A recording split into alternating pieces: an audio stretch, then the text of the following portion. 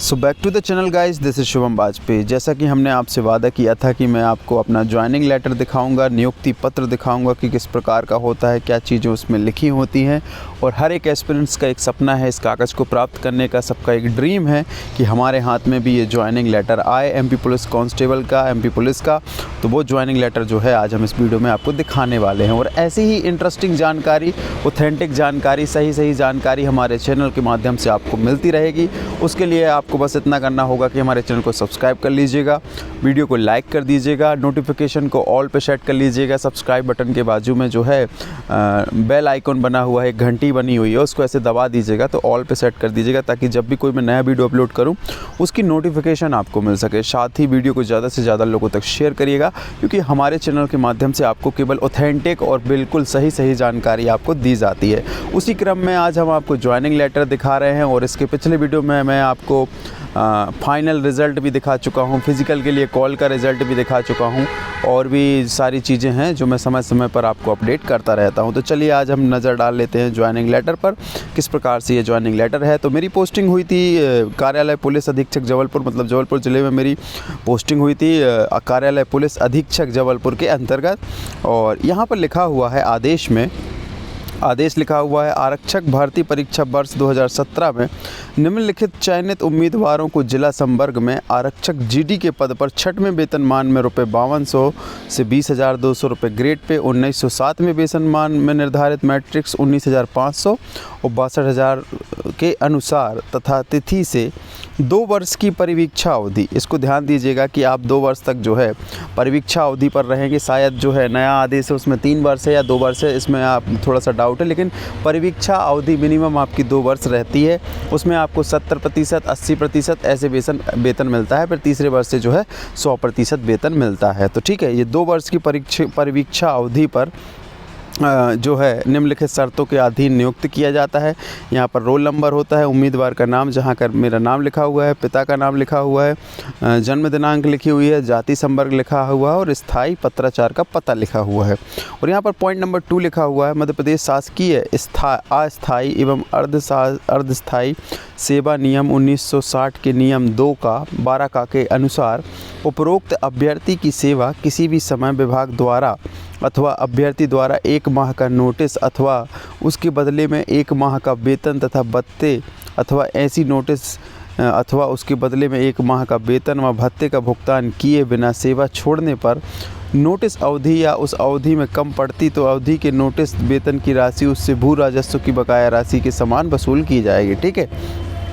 मध्य प्रदेश शासन कार्मिक प्रशासनिक सुधार एवं प्रशिक्षण विभाग के ज्ञापन क्रमांक, ये क्रमांक लिखा है फलाना ठिकाना, इसके अनुसार चयन के उपरांत उम्मीदवार द्वारा उसकी अनुसूचित जाति, अनुसूचित जनजाति, अन्य पिछड़ा वर्ग के सदस्य होने पर संबंध में दी गई कोई जानकारी अगर गलत पाई जाती है तो वह बिना किसी पूर्व सूचना के सेवा से पृथक किए जाने के लिए उत्तरदायी होगा अथवा उसके विरुद्ध भारतीय दंड संहिता के प्रावधान के अधीन कार्रवाई की जाएगी। मतलब जो आपने अपना कास्ट सर्टिफिकेट दिया हुआ है, आपका जाति प्रमाण पत्र अगर आपने जो दिया हुआ है, अगर वो आपने किसी भी तरीके से जो अगर उसको गलत दिया हुआ है या बोगस बनवा कर या फर्जी प्रस्तुत किया है और उसके अनुसार आपने अगर नौकरी ली है तो उसको जो है आपको पृथक कर दिया जाएगा सेवा से, मतलब आपको बर्खास्त कर दिया जाएगा। साथ ही आपके खिलाफ़ जो है आईपीसी की धाराओं के तहत कार्रवाई भी की जाएगी। तो कृपया कर अगर आपके पास ओरिजिनल दस्तावेज हो तो ही उसको प्रस्तुत करें। बाद में कोई स्क्रूटनी पाई जाती है, कोई गलती पाई जाती है, कोई गलत दस्तावेज अगर आप प्रस्तुत करते हैं तो आप फंस जाएंगे, उल्टा आपको जेल भी जाना पड़ सकता है। तो केवल और केवल जाति प्रमाण पत्र के बारे में इतनी बात याद रखें कि आप ओरिजिनल दस्तावेज प्रस्तुत करें। ठीक है। तीसरा पॉइंट अपन देख लेते हैं, तीसरा देख चुके हैं, चौथा देख लेते हैं। मध्य प्रदेश सामान्य शासन प्रशासन विभाग का ज्ञापन क्रमांक फलाना ठिकाना दिनांक 8/3/94 द्वारा प्रसारित रोस्टर नियमों का पालन किया गया है। ठीक है। रोस्टर नियम जो होते हैं कोई भी, उनका पालन किया गया है। उम्मीदवार, अब ये छुट्टी वाला रोस्टर नहीं है, इतना आप जान के रखना। ठीक है। अब 5वां पॉइंट है, उम्मीदवार की नियुक्ति इस शर्त पर की जाती है कि यदि तस्दीक करने पर उसके चरित्र सत्यापन, मेडिकल जाँच एवं अन्य प्रमाण पत्र फर्जी पाए गए या अन्य कोई कारण जो शासकीय सेवा सेवा के लिए बाधक हो तो तत्काल प्रभाव से सेवा मुक्त कर दिया जाएगा। इस संबंध में किसी भी प्रकार का दावा स्वीकार नहीं होगा।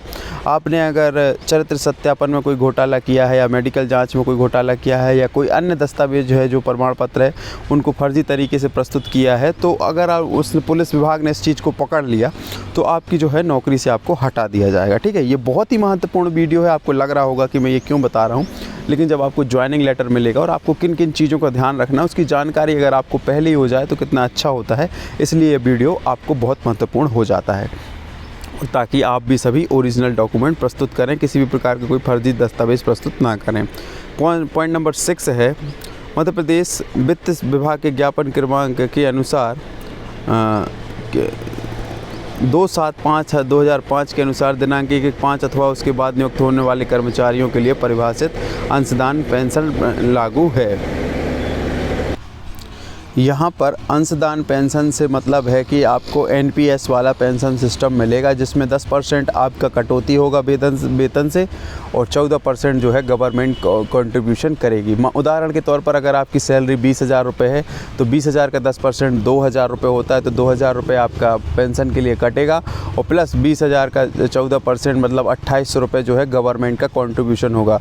तो इस प्रकार से 2,800 प्लस 2,000 रुपये, तो ऐसे करके 4,800 रुपये प्रति माह आपकी पेंशन जमा होगी। और यही एनपीएस का सिस्टम है जो कि आपसे ही 10% और गवर्नमेंट का 14% कंट्रीब्यूशन करके जो है उसको अलग अलग एसबीआई, यूटीआई और ऐसे एलआईसी इसमें इन्वेस्ट करती है सरकार उस पैसे को, और जब आप रिटायर होते हैं तो वो पैसा आपको मिल जाता है। ठीक है, तो ये एनपीएस सिस्टम है पेंशन का जो है आपको लागू होगा, ये आदेश में दिया गया है।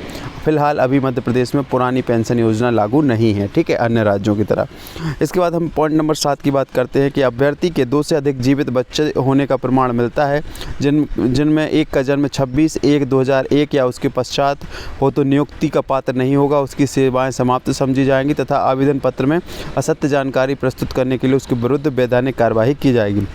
मतलब 26/1/2001 के बाद का उसका जन्म नहीं होना चाहिए, 3 बच्चे नहीं होने चाहिए। उसके पहले का है तो कोई बात नहीं है क्योंकि वो बड़ा हो गया होगा और ये नियम नहीं लागू हुआ था, लेकिन 26/1/2001 के बाद जो है उसके जीवित 3 बच्चे नहीं होना चाहिए, मतलब 2 से अधिक बच्चे नहीं होना चाहिए।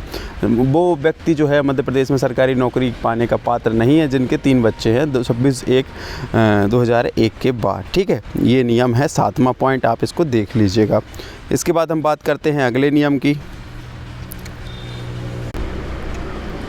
तो 8वां पॉइंट कहता है कि चयनित उम्मीदवारों की वरिष्ठता का निर्धारण चयन की मेरिट लिस्ट के आधार पर किया जाएगा, ना कि उपरोक्त आदेश के आधार पर। ठीक है, वरिष्ठता का निर्धारण जो है चयनित जो अपन की चयन की मेरिट लिस्ट है उसी के आधार पर होगा। 9वां पॉइंट कहता है कि नियुक्त किए गए उम्मीदवारों को नियुक्त किए गए पद के संबंध में 4 वर्ष के अंदर बुनियादी प्रशिक्षण उत्तीर्ण करना अनिवार्य होगा। एक और महत्वपूर्ण पॉइंट यहाँ पर आपको मिला कि जो आपकी बेसिक ट्रेनिंग है, जो आपकी ट्रेनिंग है, जो पुलिस की ट्रेनिंग है, आपको अपनी ज्वाइनिंग के 4 वर्ष के अंदर जो है उसको उत्तीर्ण करना अनिवार्य होगा। समय पर निर्देशित अन्य प्रशिक्षण प्राप्त करने होंगे। तत्पश्चात ही परीक्षा अवधि पूर्ण मानकर स्थायी नियुक्ति की जाएगी। मतलब आपकी परीक्षा अवधि तभी समाप्त होगी जब आप अपना प्रशिक्षण ख़त्म कर लेंगे। प्रशिक्षण मतलब आप अपनी ट्रेनिंग ख़त्म कर लेंगे और इसके लिए आपको 4 वर्षों के अंदर अपनी ट्रेनिंग कंप्लीट करनी होगी। समय पर जो पुलिस विभाग के द्वारा प्रशिक्षण दिए जाते हैं, ट्रेनिंग दी जाती है, उसको कंप्लीट करना होगा, तभी आपकी परीक्षा अवधि पूर्ण मानी जाएगी, तभी आपको फुल वेतन मिलेगा और थानों में पोस्टिंग मिल पाएगी। ये बहुत ही महत्वपूर्ण है। आप सुन रहे हैं इस वीडियो को, यहाँ तक देख रहे हैं तो आपको पता चल रहा है कि कितनी इंपॉर्टेंट जानकारी मैं ओरिजिनल दस्तावेज के माध्यम से आप तक शेयर कर रहा हूं। तो वीडियो को ज़रूर शेयर कर दीजिएगा, लाइक करिएगा और अपना अति महत्वपूर्ण फीडबैक भी हमें ज़रूर दे दीजिएगा। बात करते हैं 10वें पॉइंट की। उपरोक्त चयनित उम्मीदवारों को निर्देशित किया जाता है कि वे नियुक्ति आदेश प्राप्त होने के दिनांक 7 दिवस के अंदर आमद दें, अन्यथा आपका नियुक्ति आदेश निरस्त किया जाएगा। मतलब ये आदेश जारी हुआ जैसे 29/5/2018 को, तो हमें 7 दिन के अंदर जो है पुलिस लाइन में जाकर जो है अपनी आमद करानी है। आमद से मतलब उपस्थित होना है, वहाँ पर पहुँचना है, आमदी दर्ज करवानी है, उसे हम आमद कहते हैं पुलिस विभाग में। और ये जो है आदेश की कॉपी अपना सभी जगह जाता है, विशेष पुलिस महानिदेशक यानी कि स्पेशल डीजी और अतिरिक्त पुलिस महानिदेशक और पुलिस महानिरीक्षक, ये मतलब जितने भी बड़े अधिकारी हैं पुलिस विभाग के, पूरा PHQ भोपाल में जाता है और यहाँ पर पुलिस अधीक्षक महोदय जी की साइन है। तो ये 2018 का आदेश है जो मुझे मिला था ज्वाइनिंग के समय।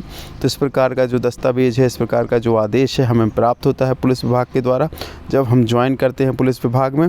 और इसमें ये सारी जानकारी दी गई है। इसमें देख लीजिएगा कि आप किसी भी प्रकार का कोई फर्जी दस्तावेज़ प्रस्तुत ना करें, कि आपके 2 से अधिक बच्चे नहीं होना चाहिए 26/1/2001 के बाद, और भी सारी चीज़ें हैं, और 4 वर्ष के अंदर अपना जो है बुनियादी प्रशिक्षण पूरा करना है। ये सारी इंपॉर्टेंट जानकारी थी जो हम इस आदेश के माध्यम से आपको बताना चाहते हैं। ऐसी इंपॉर्टेंट जानकारी जो आपको मार्गदर्शित होने के लिए बहुत इंपॉर्टेंट होती है वो हम अपने चैनल के माध्यम से आपको देते रहेंगे। आपको वीडियो अच्छा लगा तो वीडियो को शेयर कर दीजिएगा। आपका प्रोत्साहन ही हमें अच्छी जानकारी देने के लिए प्रेरित करता है। आज की वीडियो में इतना ही। जय हिंद, जय भारत।